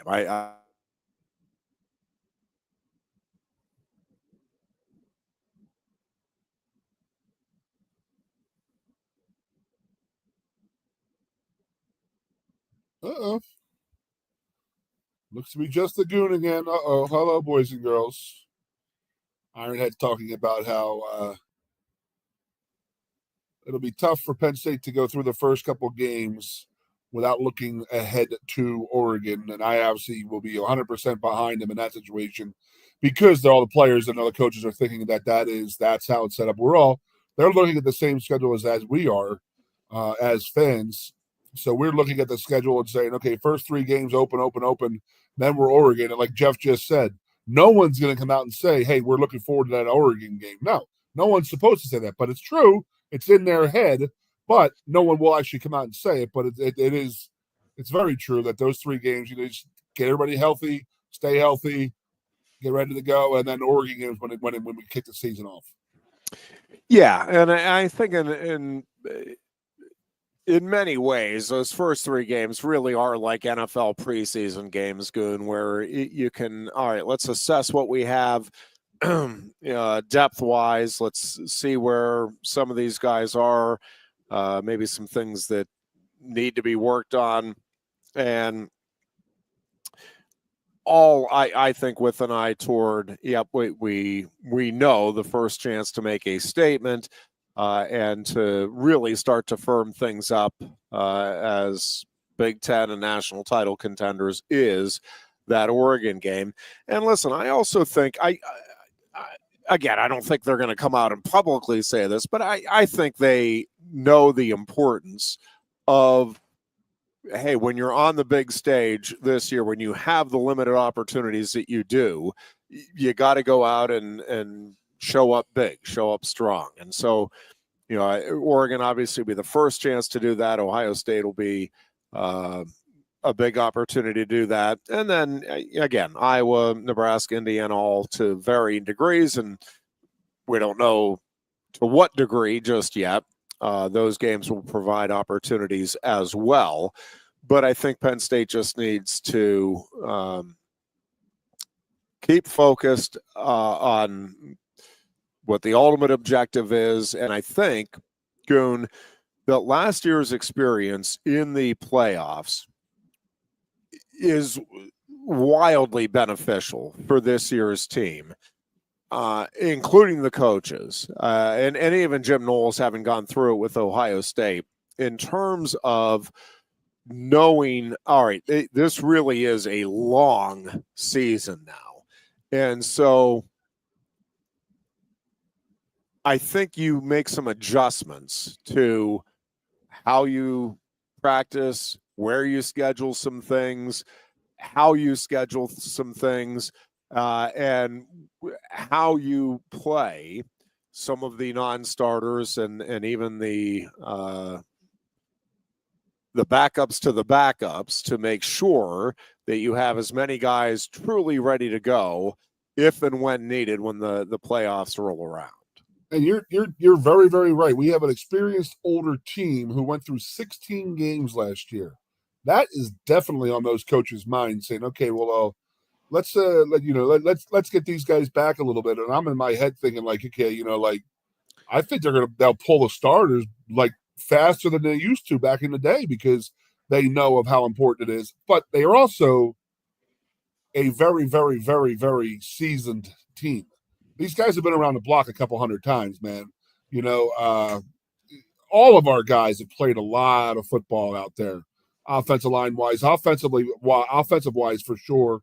Defensively, we got to replace some guys, but there's a lot of seasoned guys out there, and that's a big thing is keeping those guys fresh. And there's another thing I want to talk about the Oregon game, and that is a little bit of Oregon has this little aura about them. If you've never played them, I think. Oh, they must be so fast because look at their guys on their team and this and that. We went head to head with them in the Big Ten title game. We went toe for toe and probably should have won the game. I think if this team played last year's Oregon team, I think they would win this game just because I think we went into that Big Ten title game a little bit like, oh, wow, that's Oregon. They beat Ohio State. That's just how I feel a little bit, where you've gone on record enough times sitting there and said about having to play or wrestle a guy a second time. What's the better way to go? And I think that we're going to be hungrier for that Oregon game because of what happened in the Big Ten title game last year. And I think Oregon's going to come in and be like, okay, same old situation, same old Penn State, same team we beat up last year. We'll go out there and do the same thing this year. We'll roll them. We'll see. Yeah, I do think the Ohio State game, Goon, is also, even though it's out there, it just feels like such an opportunity for this team in this program. And listen, it is possible that Penn State and Ohio State will meet 3 times in the upcoming season. I mean, that is not out of the realm of possibility. And so I do think one of the dangers is it has been such a bugaboo for the program, for James Franklin, that you put too much stock if you do get the win there in Columbus, because, much like Ohio State and Michigan last year, I mean, Ohio State loses that game and then turns around and wins the national title. Penn State could lose that game, the regular season game, to Ohio State, turn around, beat Ohio State in the Big Ten championship game and go on and win the national title, or conversely, win that game over Ohio State, feel like, all right, now we've climbed the hill, conquered our demons, and then you get upset in the quarterfinals of the college football playoffs. And all of a sudden that becomes a pretty hollow victory and a pretty empty win at the end of the day. So with all of this stuff, I just think kind of keeping the big picture in mind is going to be important. And that's where, again, I think having the veteran team and coaching staff that Penn State has will be very, very valuable. And I don't think this team is going to feel like if it wins in Columbus, it'll be a big moment. It'll be, we're taking that next step. But I don't think anybody in that locker room is going to be thinking, all right, now we've done what we needed to do for this season. I think there will be a clear recognition. And certainly, again, if they get upset by Oregon or they lose the Ohio or even get upset somewhere else, I don't think there's going to be any panic in that locker room. I think there's a clear understanding of what the ultimate goal and the purpose of this season is. I agree, brother. Looking forward to it big time. And, I just thought about, you're right about Ohio State 3 times. That'd be a hell of a season. And, going out there in November 1, that's a lot. You can get rid of those bugaboos. Oh, we can't win a big game. Can't win Ohio State. Boom, boom. We did it twice in one weekend. So that'll change. So that'll be nice to get done. All right, we're going to take a break here. Be back with a final segment here on a Tuesday afternoon. You're listening to the Lion Country Kia Goon and Ironhead Show. No one likes making trips to the gas station. Well, Lion Country Kia can help. If you're tired of going to the gas station all the time, Lion Country Kia can help with the 2025 Kia Sportage Hybrid. Save now with 2.9% APR financing for up to 48 months. And get $500 Kia Finance bonus cash. There's 14 available that get 38 MPG combined. Say goodbye to all those pump visits. 2025 Kia Sportage Hybrids start at just $32,285. And be sure to check out the full Kia lineup too. And their selection of certified pre-owned Kias. Remember, every new Kia comes with a 10-year, 100,000-mile powertrain warranty. Ease that pain at the pump with a 38 MPG combined 2025 Kia Sportage Hybrid from Lion Country Kia, 1334 Drivable Street off Shiloh Road behind Sam's Club, State College. Warranty is a limited powertrain warranty. For details, see dealer or go to kia.com. If you love wings, if you love rings, and all kinds of other tempting things. Great times, great food. Get to Quaker Steak Lube. Get our Best Wings USA, signature sauces, mouth-watering appetizers, or any of our delicious award-winning lube favorites. Great times, great food. Get to Quaker Steak Lube. I'm the Modelo Recruiter, and I'm looking for fans with good hands and great speed. The ones who stay focused and never miss a play. They go the distance on game day, even when their team is away. I'm always watching, always looking to reward more full-time fans. Because football isn't really football without you. Your first half champion State College Spikes host the 2025 MLB Draft League Championship game at Medler Field at LeBron Park Thursday, September 4th. Get your tickets now for just $10 a piece. Enjoy Dollar Dog Night with $1 hot dogs and Thirsty Thursday with $2 12-ounce drafts while supplies last. And the Spikes offer free admission to all students in partnership with Penn State Spa, the Student Programming Association. For tickets, call 814-272-1711 or buy and download at statecollegespikes.com. A lot has changed about State College. One thing that hasn't is W.C. Clark's Coffee Roasters on 234 East Calder Way. 30 different varieties of specialty coffee beans sourced from over 25 countries and roasted with love each morning in Happy Valley for over 45 years. They'll ship their fresh roasted coffee from their doorstep to yours. Order online at statecollegecoffee.com. That's statecollegecoffee.com. Hi, welcome to Timberland Federal Credit Union, a financial cooperative for its members, tracing all the way back to 1973. Experience Timberland Federal Credit Union, where you're greeted with a smile and financial solutions are tailored to your unique life journey. Here, we're not just financial professionals, we're your neighbors, people invested in your financial needs, literacy, and empowerment. Your dreams matter to us, whether they're about buying a home, growing a nest egg, or embarking on new adventures. TFCU draws from the past and invests in the future, offering modern tools like online banking to give you the freedom to manage your money practically anytime. Additionally, we're passionate about giving back both time and resources because enhancing our community is at the core of why we're here.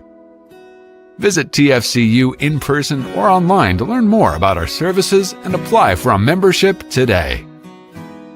WFXS, your sports radio.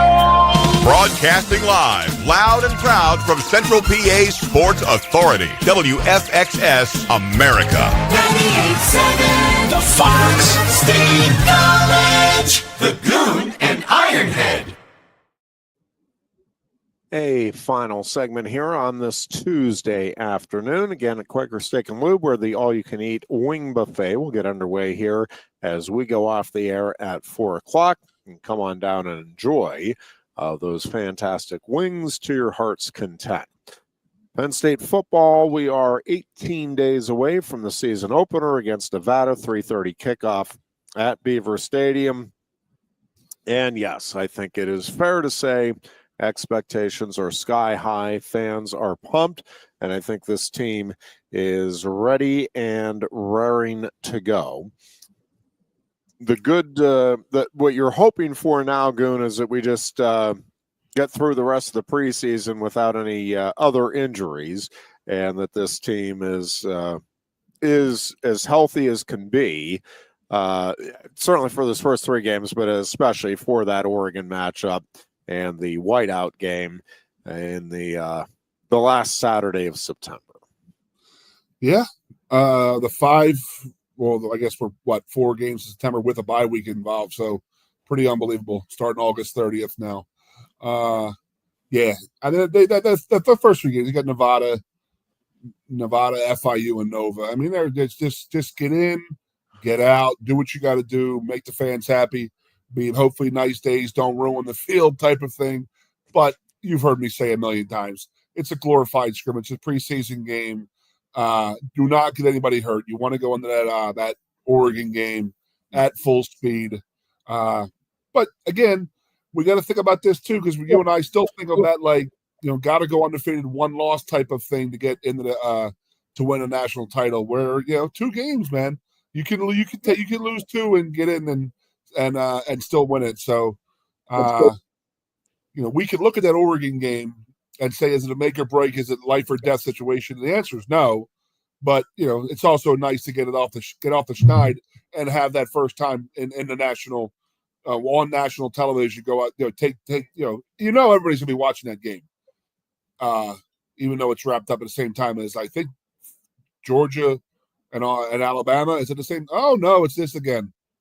Just the Ironhead of me, just the Goon now. So, yes, I believe that I'll figure it out. But there's another big game at the exact same time as our whiteout game. So be interesting to see what the world's looking at. But I know that's our first chance as the team, as the Penn State Nittany Lions of the 2025 team, to go out nationally and make put our foot down and make our aware.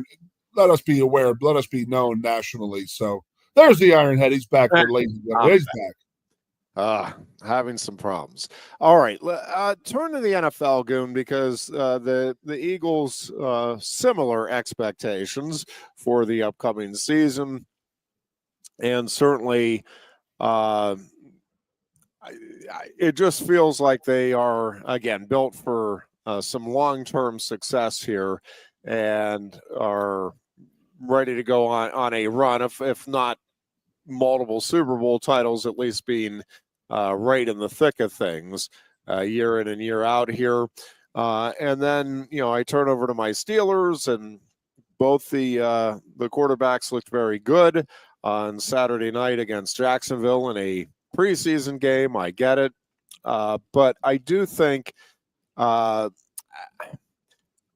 I think the Steelers are just one of the more fascinating teams in the NFL this year because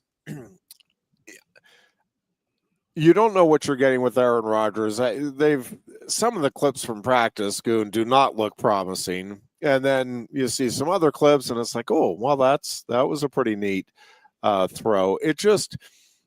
He clearly is not in the prime of his career, and he clearly, I think, is vulnerable to injury at this stage of his career, and that's why it was good to see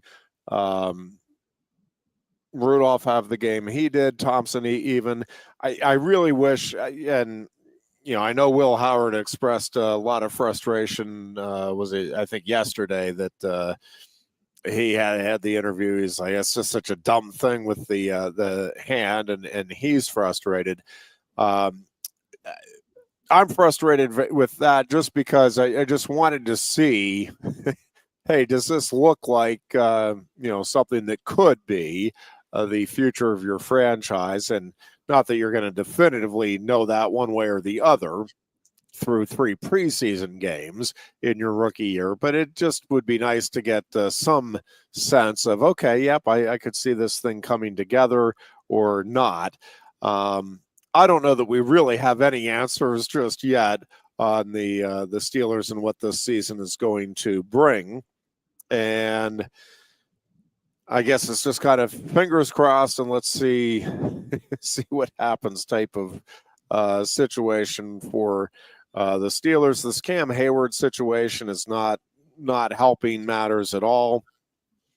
Having another contract dispute here, and then you add in Boswell, and it's just I would say things are not going exactly the way you were hoping they would go as a Steelers fan heading into the season. That gives you a great deal of confidence that this team is going to exceed expectations. I don't know if you saw there was a meme going around where it was like the ceiling and the window for all 32 NFL teams, and the ceiling for 31 of the teams was 17-0. The floor was 0-17, and then for the Steelers, it was 9-8. 9-8, 8-9. Both floor and ceiling at 9-8. That's great. And it's like, well, yeah, it's kind of feels like where we're at with the Steelers. But your Eagles, Goon, I think got some good news on the offensive line there. On the injury front, looks like everything's going to be fine, and they are built for long-term success here. Yeah, buddy, let's hope so. So Landon Dickinson, the left guard, he's a mutant. He left practice the other day. Did you see practice on Sunday? Did you see the practice? I saw the Well, it was at the link, and they had over 50,000 people show up for it. An open stadium practice. It's just, what do you guys have to do in your life? Like, you have nothing better to do on a Sunday night and in the summertime than go down and watch a freaking practice in the NFL? Crazy, man. But I mean, that's the way it is. But yeah, Dickinson left practice the other day with with a knee injury. They carted him off, and thank God it's just a meniscus tear. Hopefully, they can just go in and snip it out. Usually, a meniscus repair, they say, is a whole season. But just to shave the meniscus is only, you can play in 2 to 3 weeks. So I hope he's the latter in the meniscus tear. Yeah, they can fix it and shave it up, and then he's not going to miss any time. But he's obviously one of their leaders out there, and it's just great how it has turned into that it's almost like a third generation now of offensive linemen for taking over for the team right now. You had Kelsey, you had Lane Johnson. I know Lane Johnson's still there, and he's still doing he's still great and all, but it's just Dickinson and Mulata's offensive line, in my opinion.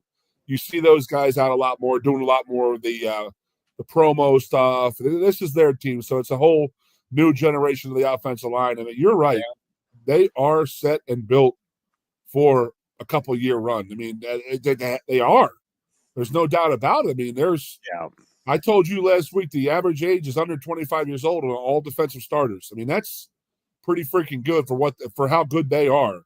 And offensively with Saquon out there and the wide receiver core, the O-line, I mean, it's amazing. So stay grounded, play the games, and hopefully put a couple of Super Bowls together, man. We got 4 more to catch you. They're going to be in the mix, that is for sure. In the upcoming season, the AFC is going to be interesting, Goon, to me, because certainly you expect the Chiefs to just be in the mix as long as Mahomes is there. But I think, it feels like the Chargers are ready to make their move with Harbaugh. It feels like the Ravens believe that this is their time, that they should be there.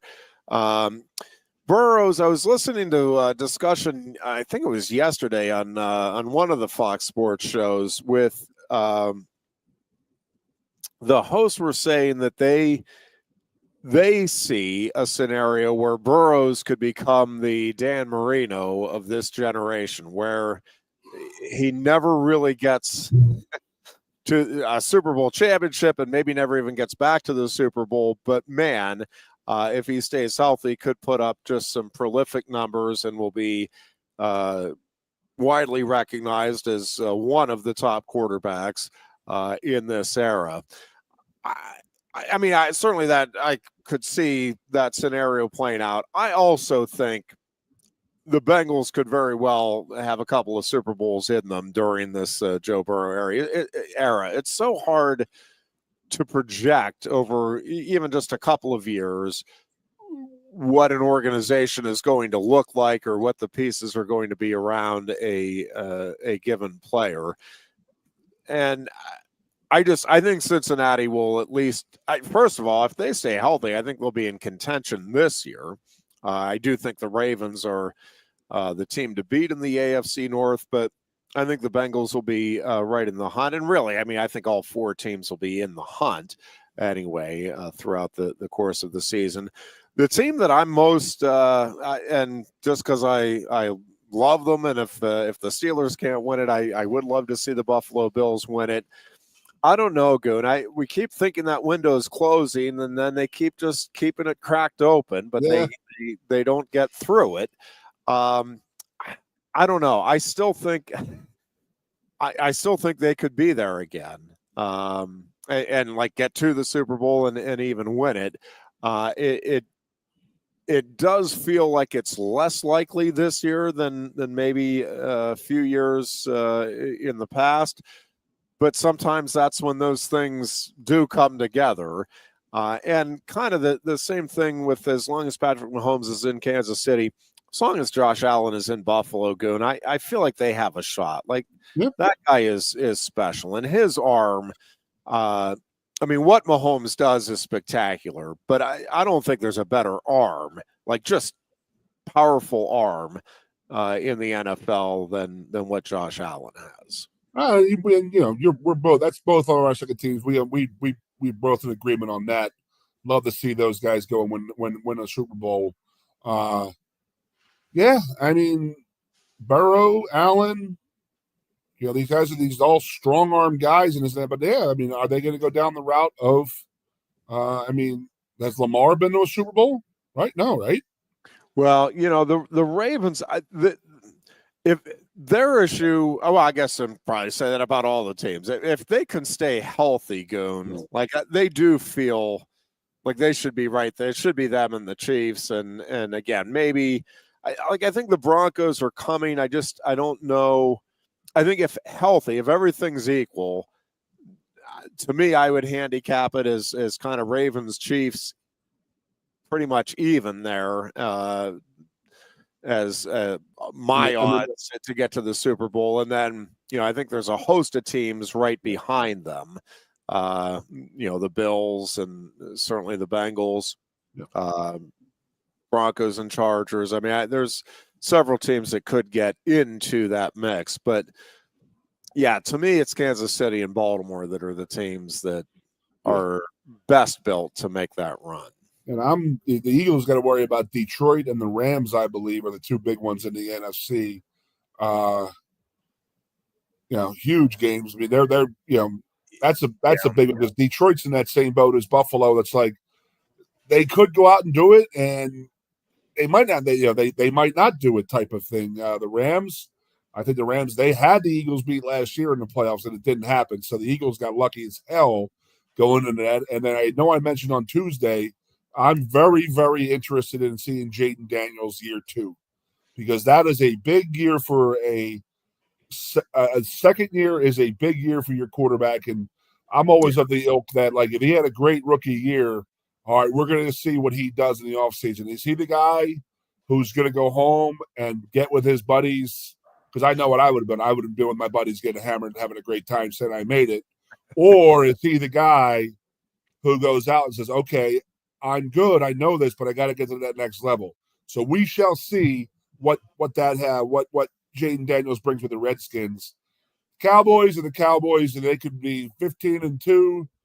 Who knows? 12-5, 5-12. They're so schizophrenic, it's insane from top to bottom. Pardon me, Jeffrey. Bless you. But I mean, that's really, out of the Detroit Lions are the ones that really scare you again. Yeah. But or can they make that next step? Can the Rams stay healthy, or even get healthy at quarterback for the season to start? So, I mean, it should be a wonderful year in the NFL as usual. It'll be always fun to watch them. I think it's a pretty pretty good league where it's matched top to bottom, where you're not going to have that many really, really bad teams and bad games out there. Yeah. No, I think that's right. Although I don't rule out the Steelers from being one of those bad teams in the upcoming season. 8-9, buddy, 9-8, 8-9, 9-8. We'll wait and see how it. Well, it'd be 9-8. They got to keep the winning record streak intact. Now, is that just Tomlin? Because Cowher had losing season, right? Oh yeah. Okay. Yep. So. I mean, honestly, what is your opinion? Your honest opinion of this team? I think you said it. I think that Aaron Rodgers looked old and beat up and decrepit, but he does some great things. But he's on a team right now where he doesn't need to. He has to do great things. Yeah. I mean, obviously, I'm hoping he stays healthy. I don't wish injury upon anybody, but it feels unlikely that Aaron Rodgers is going to be out there for 17 games in the upcoming season. That just feels very unlikely to me with Rodgers being where he is at this stage of his career, with the Steelers' offensive line being what it is at this stage of its development. That feels like a recipe for not getting through the season unscathed. Now, does that mean missing a couple of games here or there with a little soreness, or does it mean, we go the New York Jets route and we get a few plays in and then call it a season? I don't know. Nobody does, and obviously, as a Steelers fan, you're hoping he's able to generate some magic and stay healthy. Honestly, Goon, I mean, I'd love to see them get into the playoffs, win a game. I think that's possible. I think it's also possible they do have a losing record. For me, honestly, the thing I'm most looking forward to in this season, which is probably not a good thing, if that's truly what you're looking forward to, but it is I want to see Will Howard. I want to see, is this guy, does it feel like this could be your future franchise quarterback? Because I don't have any real feel for it right now. You want to see him out there. I will say one of the great surprises, and I get it's a preseason game. I'm not ready to anoint him the starter or the next future star, but man, did Shedeur Sanders look good, Goon. I mean, it wasn't just the numbers, it was the way his presence out there. I was genuinely surprised. I was not expecting him to look anywhere near as sharp or as polished as he did, in part because he had such limited work, according to all of the reports out of Cleveland. They're just, you're the fourth quarterback on the depth chart. You're not getting a ton of work. Man, I don't know, Goon. Overreaction always to what you see in any given weekend, but man, did he look good. Yeah, and I just said about about expectations and stuff like that. I mean, that Jaden Daniels going from his rookie year to his sophomore year, so now you're looking at Shedeur Sanders, who everybody, I don't know, I watched that whole game. My two brother-in-laws were here, so they're huge Brown fans. So we're watching the game, and I expected him to be okay, to probably fail a little bit, but he had a lot of pressure on him, and he knew the situation that he was in, and he came out of it. He played very, very well, led very well, acted very well. He didn't act like an idiot. Now, with that said, okay, you're in the good graces of the Browns fans right now, of the coaches. They might bump you up to starting this week and this and that. Now we're going to see, are you ready to take the next step? Are you professional? Are you willing to do this? And that was been the worry about NFL for him for years. And that was like, they've always thought he had the ability, but it's the attitude and the side work is what gets involved. And does he get too cocky and blown up? I mean, dropping to the 5th round may have helped that kid out more than anybody. That may have humbled his ass a little bit to the point where he's out there and he's hungry. And now he has that like chip on his shoulder. I got to prove people wrong. And that's a great one to have. So maybe the Browns have found something.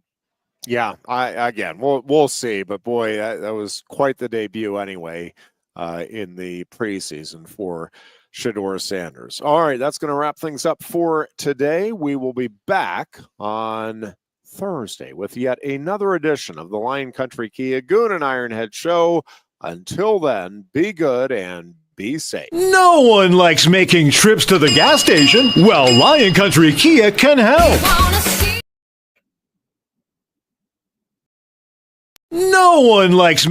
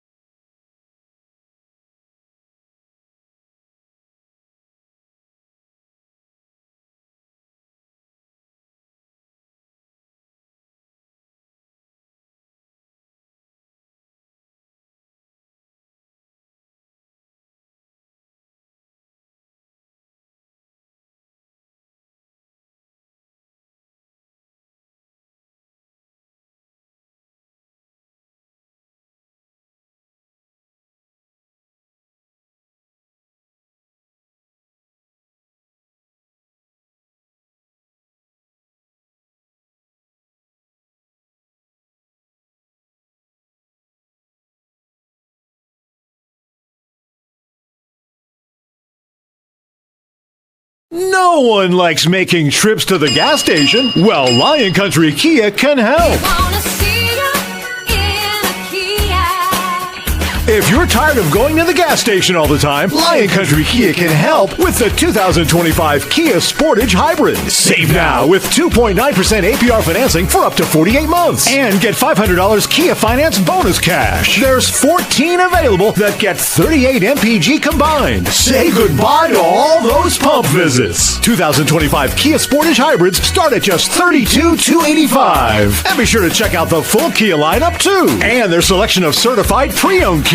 Remember, every new Kia comes with a 10-year, 100,000-mile powertrain warranty. Ease that pain at the pump with a 38 MPG combined 2025 Kia Sportage Hybrid from Lion Country Kia, 1334 Drivable Street off Shiloh Road behind Sam's Club, State College. Warranty is a limited powertrain warranty. For details, see dealer or go to kia.com.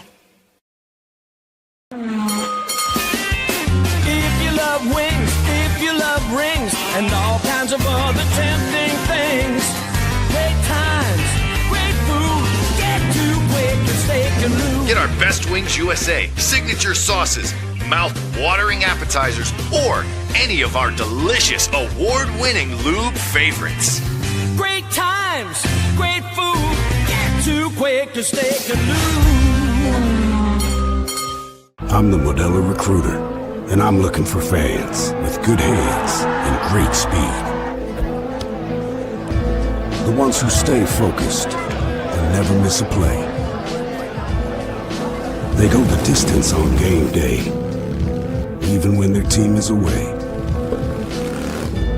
I'm always watching, always looking to reward more full-time fans. Because football isn't really football without you.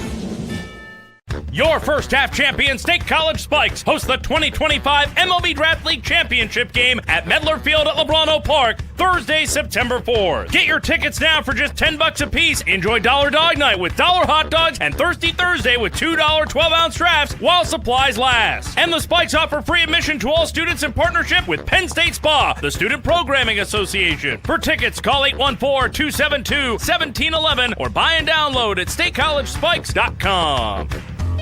A lot has changed about State College.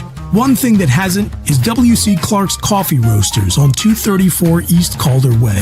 30 different varieties of specialty coffee beans sourced from over 25 countries and roasted with love each morning in Happy Valley for over 45 years. They'll ship their fresh roasted coffee from their doorstep to yours. Order online at statecollegecoffee.com.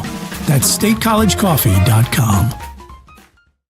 Hi, welcome to Timberland Federal Credit Union, a financial cooperative for its members, tracing all the way back to 1973. Experience Timberland Federal Credit Union, where you're greeted with a smile and financial solutions are tailored to your unique life journey.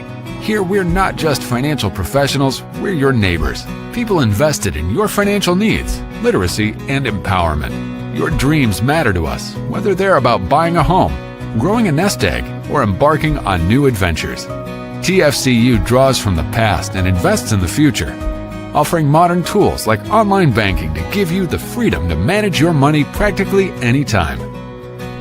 Additionally, we're passionate about giving back both time and resources because enhancing our community is at the core of why we're here. Visit TFCU in person or online to learn more about our services and apply for a membership today. WFXS, your sports radio. Broadcasting live, loud and proud from Central PA's Sports Authority, WFXS America. 98.7, the Fox State College, the Goon